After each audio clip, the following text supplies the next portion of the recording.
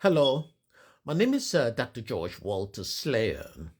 I want to talk to you briefly about an upsurge in global politics with respect to the recognition of the impact and legacy of the transatlantic slave trade, its mutation to chattel slavery, its mutation to colonialism, neocolonialism, and penal slavery into the modern era, uh, in the United States, the United Kingdom, and in relation to the superpowers of the slave trade.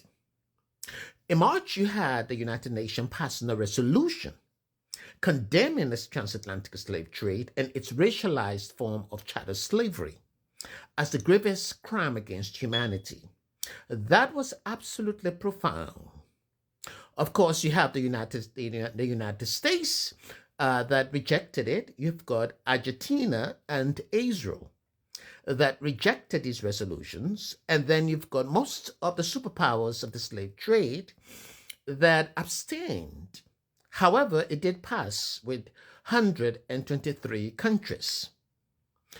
Furthermore, recently you have France, a major superpower of the slave trade, repealing what's called Code Noir, that is the black codes.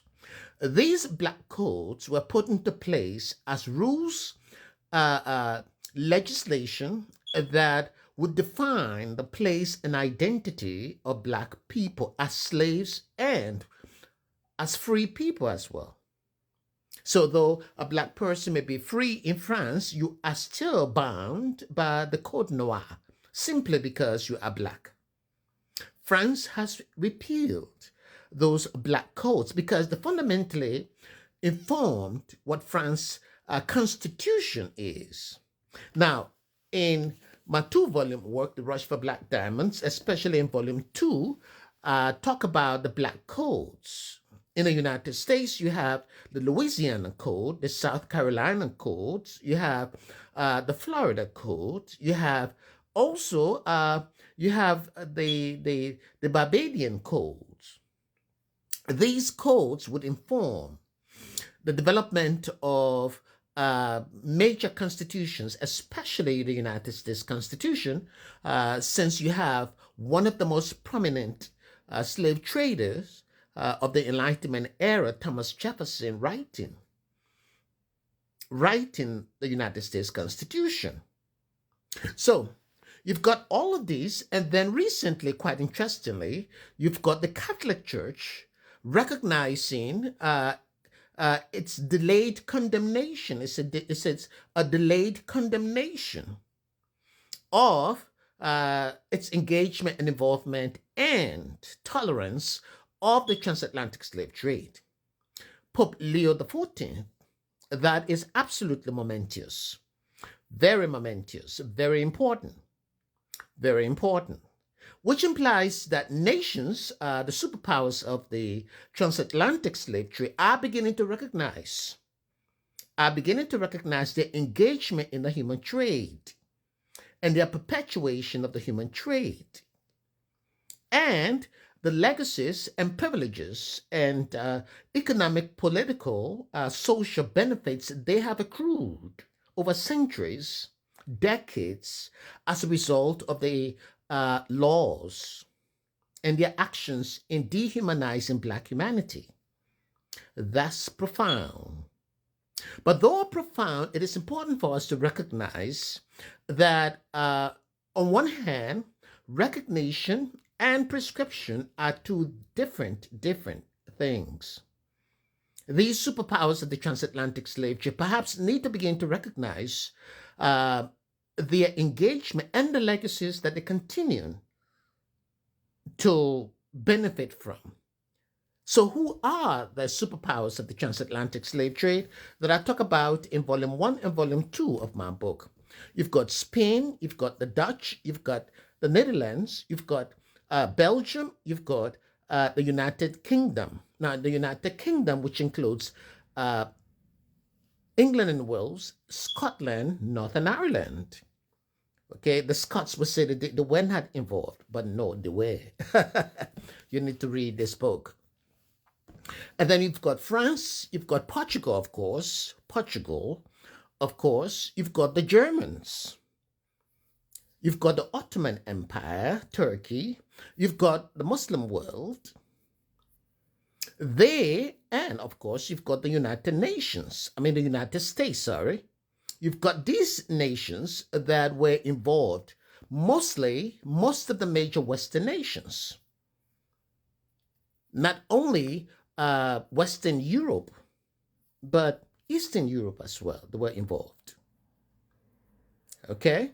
So it's important for us to begin to recognize this. And in light of that, I want to invite you to begin to think about or put this on your schedule.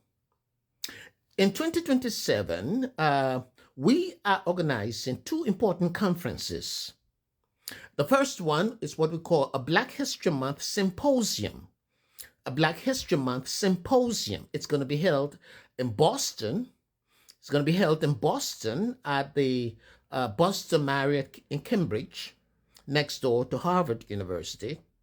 But it's in February.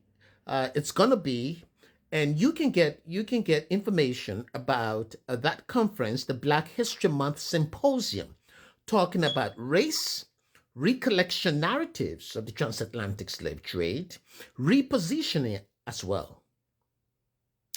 And then in September, we're going to have another conference with respect to chaplaincy and penal reform. There isn't any way you can disassociate the legacies of the transatlantic slave trade from what is referred to as mass incarceration. Okay? So in both of in the volumes, the Rush for Black Diamonds, Volume 1 and Volume 2, I explore the intersections between the transatlantic slave trade, chattel slavery, colonialism, into penal slavery, what is referred to as mass incarceration phase 1 and mass incarceration phase 2, quite prominent in the United States and the UK. Because these two nations would later on become the major superpowers of the slave trade and its legacies or mutation into what is called mass incarceration. And predominantly, most of the people incarcerated in the United States and the UK are Black people. So you have this continuity from the transatlantic slave trade into the modern era, into the 21st century. So these nations, including, the Catholic Church, are beginning to recognize the impact, and the United Nations are beginning to recognize the impact of the transatlantic slave trade. Isn't it important to recognize its legacies into the modern era? That is the high rate of incarceration of Black people, which continues up to the present. So I want to encourage you, the website for that conference or those conferences is the churchandprison.org. That is www.churchandprison.org. Now, Church and Prison is not a church. It is a resource and a research center. And what we do, our goal is to highlight do a lot of research and highlight the need for more strategic intervention and the facilitation of knowledge as well. So I want to encourage you to get these books, The Rush for Black Diamonds, Volume 1 and Volume 2.